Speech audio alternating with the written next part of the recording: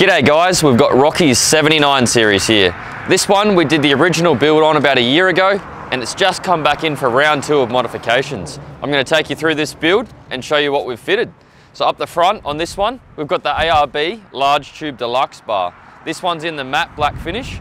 We've got the Ultravision 140 Maxx spotties on there and a carbon 12,000 pound winch.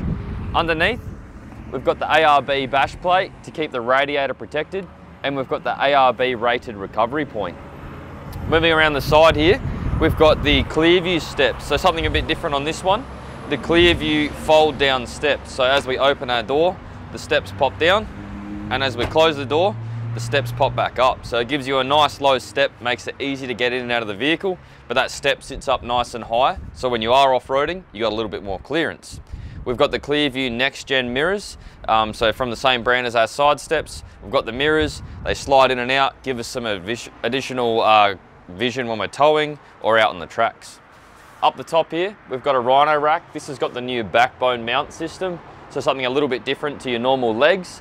We've got some LED work lights on the side, which are switched from in the cabin, and we've got a UHF aerial mounted up there as well. On the back, this one's got a Norweld canopy base and canopy. So the canopy base is essentially a tray without a headboard, and it's designed for full-time canopy fitment. This canopy is a 3/4 length, so we've got all of our gear in there. We've got the spare tire on the back without hanging over the back of the tray. That's pretty important on the dual cabs. You'll notice without the chassis extension, if you go full length canopy and then your tires on the back, it's just too much weight overhang. They don't handle very nicely and they get a lot of chassis quiver. In the toolbox, we've mounted up an ARB air system. So pop in there and have a look. We've got the ARB Twin compressor. We've got the 4-litre air tank, some braided hoses, and then we've got our outlet and our switch as well. We'll pop inside and have a look at a little bit of the interior work for this one. So in here, we started with the full sound deadening package, stripped the full interior, roof, floor, all the door cards, the back wall, fully stripped, full sound deadening package with the Dynamat and then the insulating foam as well. Behind the seat here, we've got our sub and amp. So we've got a 79 series specific sub box with the sub in there, and we've got the amp as well. We've got speakers in all 4 doors with our tweeters. They're mounted up in the cruiser console speaker pods. So that's front and rear. And then we've got the Alpine head unit as well. This one is the 9-inch Alpine head unit, which has the inbuilt mapping, and obviously all of our stereo functions as well.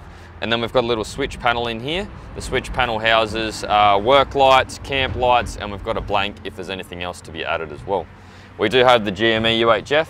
That's wired up to the aerial up on the roof. And Jaden will get you to pop the bonnet and we'll have a look in there.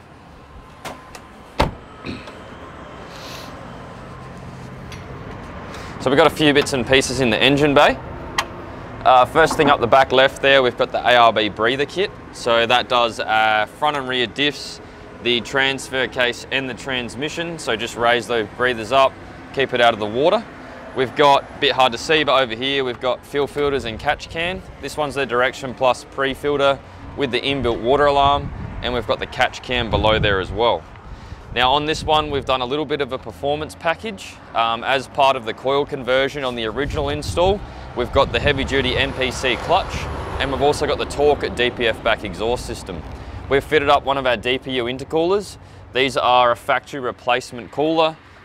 They use the standard end tanks, all the mounting points, and it's just an upgraded core to give us better efficiency and performance without needing to fully replace or modify replace the system or modify the vehicle.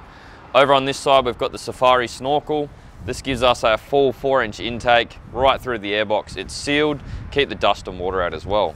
And then to monitor everything, we've got the gauges inside. Jaden, if you wanted to pop in there and have a quick look, we've got the Redarc gauges.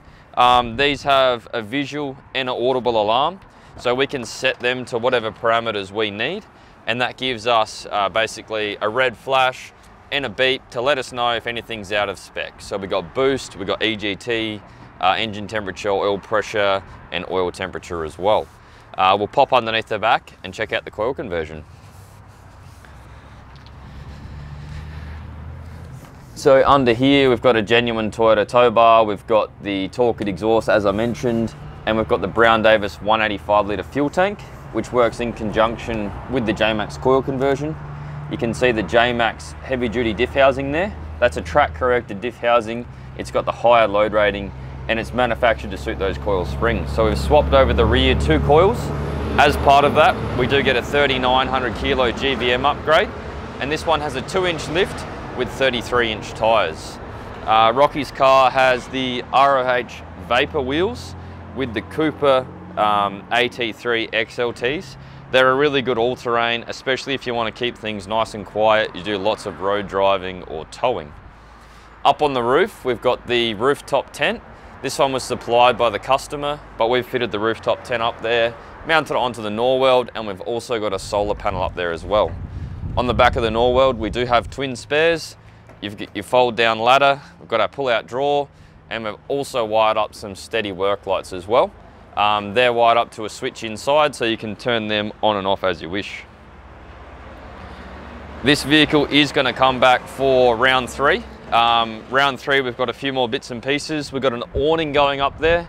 We've got a center console going inside. It's going to get its tune, so we didn't do the dyno tune on this visit, but we'll do that when it comes back to work with all those performance mods. We've also got a pair of caros and some seat covers to go on them too. So Rocky's going to head off on a small trip now to test out a few of these bits and pieces. We're going to get a few more parts in, get them fitted up, get it on the dyno, give it a tune, and this beast will be ready to go. So thanks Rocky for choosing Jackson's to get your car fitted out. If there's anything you'd like to know about this build, jump on our website, touch base with the sales guys, and we'll see you out on the tracks.